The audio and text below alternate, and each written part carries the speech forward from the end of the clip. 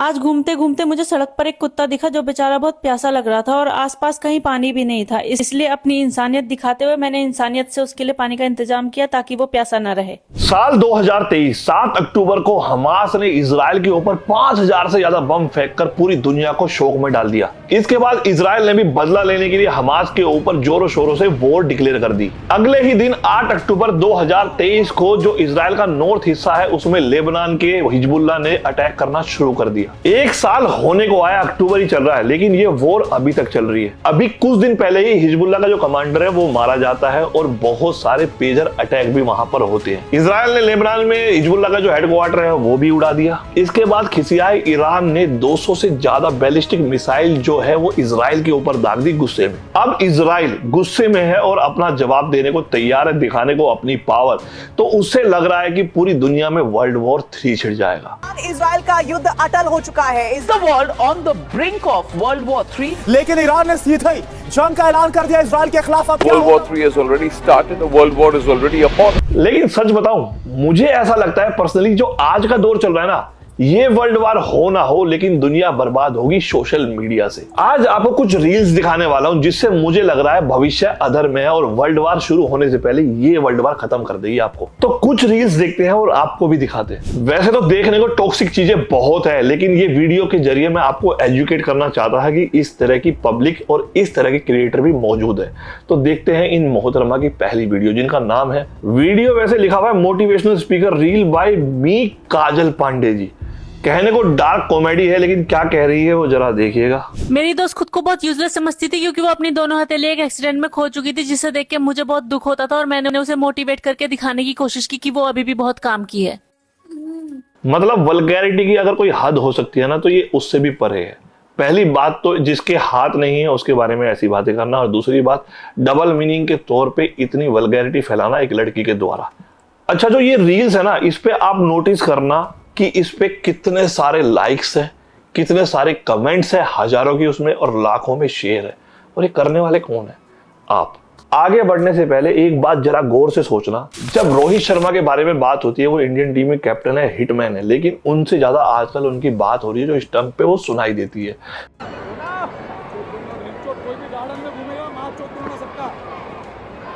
जो इमोशन में आदमी जब खेल में होता है, गुस्से में, एनर्जी में, बॉडी के अंदर जो एड्रेनलिन होता है उसके दौरान पता नहीं क्या क्या बोल देता है। लेकिन हम ऐसे हैं कि वो नेगेटिव चीजें, वो अब्यूजिंग वर्ड्स को इतना ग्लोरीफाई करते हैं और इतनी खुशी से वो शेयर करते हैं और दिखाते भी हैं। अब भाई गलती भी कहाँ है जब हम देखने वाले और शेयर करने वाले ही हैं। चलो इन मोहतरमा जी की, पांडे जी की देखते हैं अगली रील। मेरे से एक जना कह रहा था कि मेरे में बुराई है, तो उसे बता दूं कि आई नहीं है, शुरू से ही थी मेरे पास। अब जिस ये पार्ट का नाम ले रहे हैं वो मतलब बचपने में हमने भी गलती की है, पढ़ा हुआ है, तो वो जो बिहारी वर्ड्स है उसमें यूज किया था। तो ये डबल मीनिंग पे मतलब खुश होके इतनी वल्गर चीजें ये यूज कर रही है थ्रू कंटेंट। मुझे तो ये समझ में नहीं आता कि अगर इनके कोई रिलेटिव हैं या फैमिली मेंबर है जो कि आगे इनकी मैरिज भी होगी, अगर नहीं हुई है तो आगे जाके इनका परिवार भी बड़ा होगा। और सबसे इंटरनेट की खास बात ये है कि यहाँ पे कोई चीज ना मरती नहीं है। एक चीज आपको अवेयर करने के लिए बता दूं, एक बार अगर आपने अपने मोबाइल से पिक्चर भी क्लिक कर ली ना, उसका भी डाटा आपके मोबाइल के इरेज होने के बाद भी रिकवर किया जा सकता है। तो ये मरेगा नहीं कभी भी। अगली रील देखते हैं। आज मैंने अपने बॉयफ्रेंड को चीट करते हुए पकड़ लिया। जब मैंने उससे पूछा कि उसने ऐसा क्यों किया तो उसने कहा मैं उस पर शक नहीं करती इसलिए। तो मैंने आज से शक करना शुरू कर दिया। अगर मैं इनको वल्गैरिटी में 10 में से मार्क्स दूं ना तो 10 भी भाई कम पड़ेंगे, क्योंकि इन्होंने जो मर्यादा है एक लड़की होने की वो सारी लांघ दी है। और भारतीय समाज में जहाँ पे नारी को सम्मान दिया जाता है, जहाँ पे देश को भी, हमारे भारत को भी माता कह के बुलाया जाता है, वहाँ पे इस तरह के क्रिएटर भी आजकल पॉपुलर हो रहे हैं और वायरल हो रहे हैं। तो ये बेहद ही शर्म की बात है। कल बहुत इंतजार के बाद भी मुझे कोई साधन नहीं मिल रहा था। फिर मुझे एक कार दिखी तो मैंने उनसे लिफ्ट मांग ली। उन लोगों ने मेरी हेल्प की, इसलिए मैंने उन सबको बहुत इज्जत दी। उसके बाद वो लोग मुझे सही सलामत घर छोड़ के चले गए।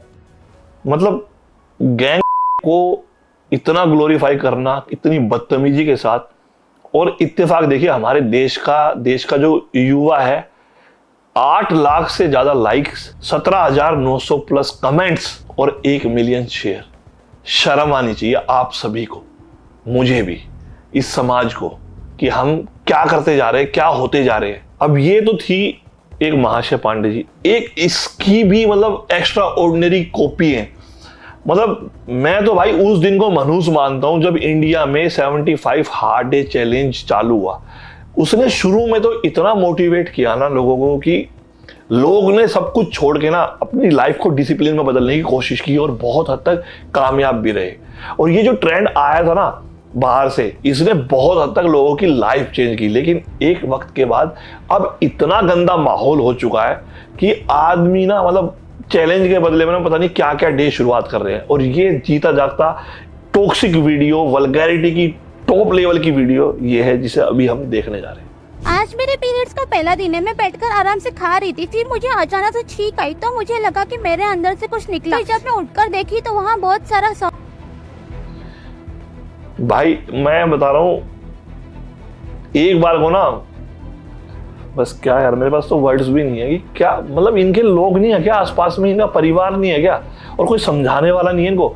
अगर सही मायने में देखा जाए ना, इनका इलाज करवाया जाए किसी अच्छे हॉस्पिटल में तो इनको कोई ना कोई जरूर सिंड्रोम होगा जिसकी वजह से इनकी मानसिक संतुलन ना खराब हो रही है।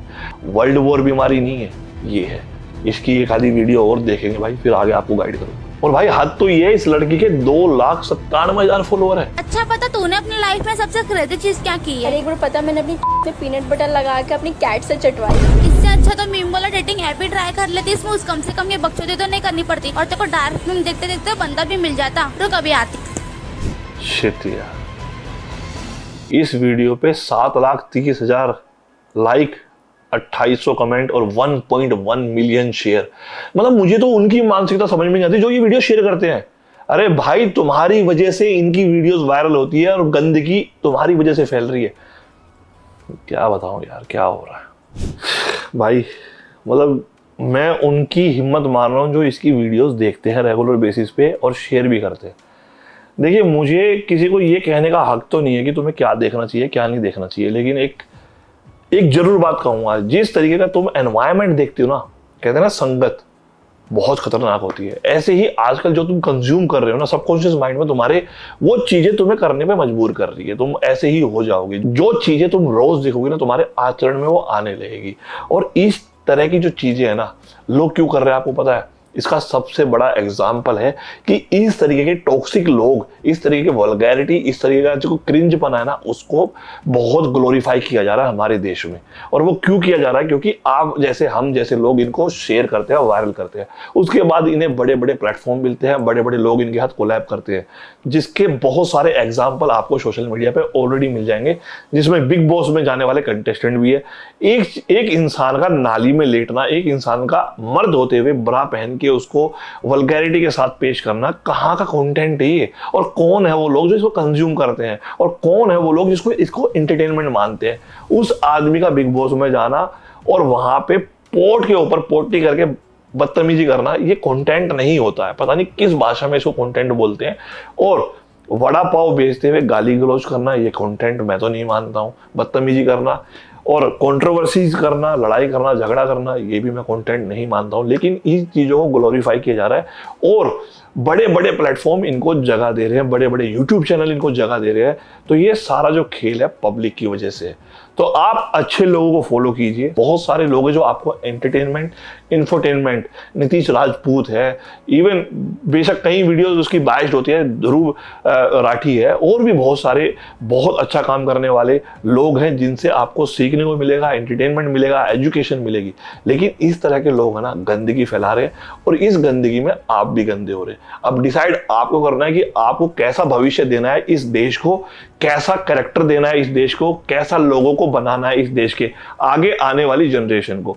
तो आप भी मेहनत कीजिए। ये एग्जाम्पल बिल्कुल सेट मत कीजिए कि नेगेटिव चीजें करके, गलत चीजें करके आप सक्सेस पा सकते हैं।